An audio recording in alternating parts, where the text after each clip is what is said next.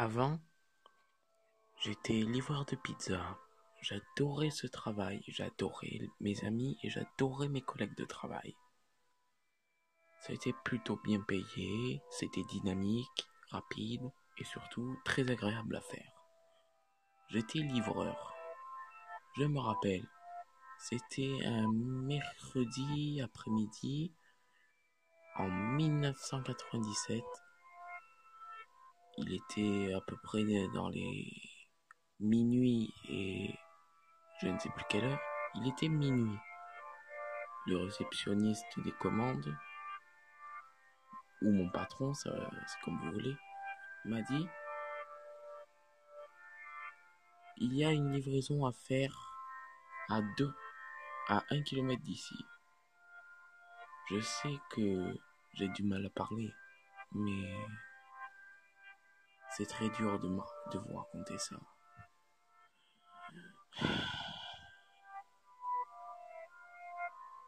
J'avais pris mon scooter, le scooter spécial de la marque de pizza que nous faisons.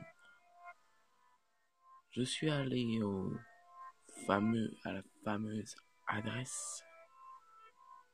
D'abord, celle-ci m'a beaucoup impressionné, car le numéro de la maison était 1000. Pas un numéro de moins, pas un numéro de plus. 1000, tout pile. L'aspect du portail et de la maison était orné de couleurs vertes, vert moussu. Il y avait des branches et des arbres coupés autour de la maison. Tout autour du cadran du portail, il y avait des branches grises d'arbres brûlés. J'ai ouvert le portail dans un grincement horrible. La maison, quant à elle, était, comme vous pouvez vous l'imaginer, totalement décrépie. Les fenêtres étaient à moitié brisées, le jardin était très mal entretenu. Après tout, je m'en fichais. Tout ce que je voulais, c'était avoir mes sous et me casser. J'ai sonné à la porte. Quand j'ai sonné à la porte, non seulement ça n'a pas fait de bruit, mais la sonnette m'est restée dans les mains.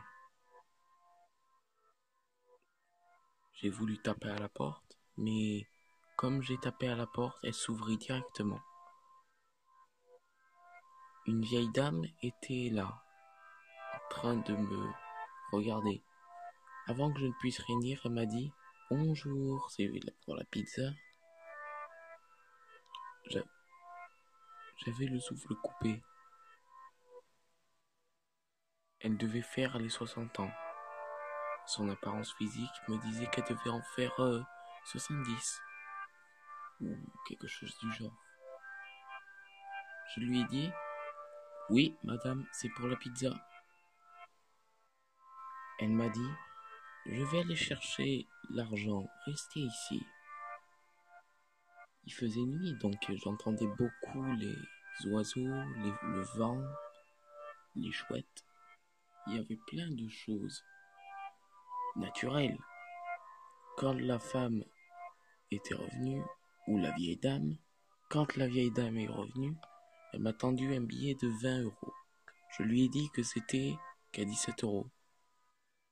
Et là, elle m'a attrapé le poignet et elle m'a dit: c'est pour plus tard.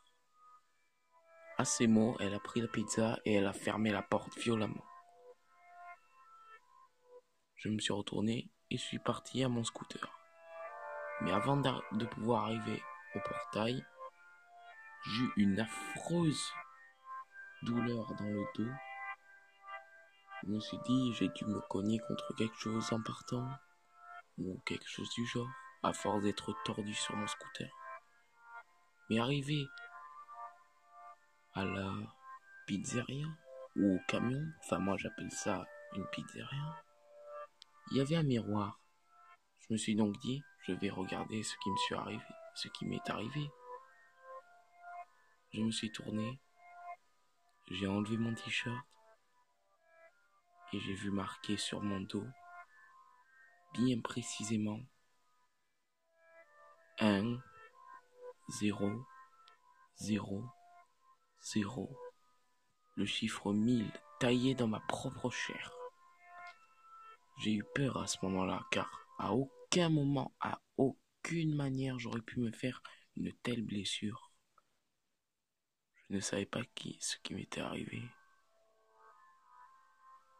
La nuit que j'ai passée était horrible. Je n'ai pas arrêté d'entendre des grincements, des claquements de porte. Je pense que je vais mettre fin à mes jours. Cela dure depuis 2 ans déjà. 2 ans que j'ai... 2 ans que j'ai livré cette foutue pizza. J'en ai assez. Ça fait plein de fois que j'entends le même tapement.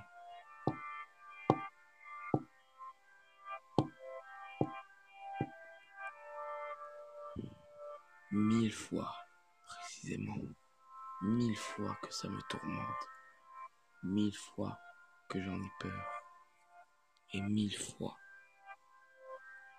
que j'en ai marre. Je vais mettre fin à mes jours. Signé Kevin Ronald.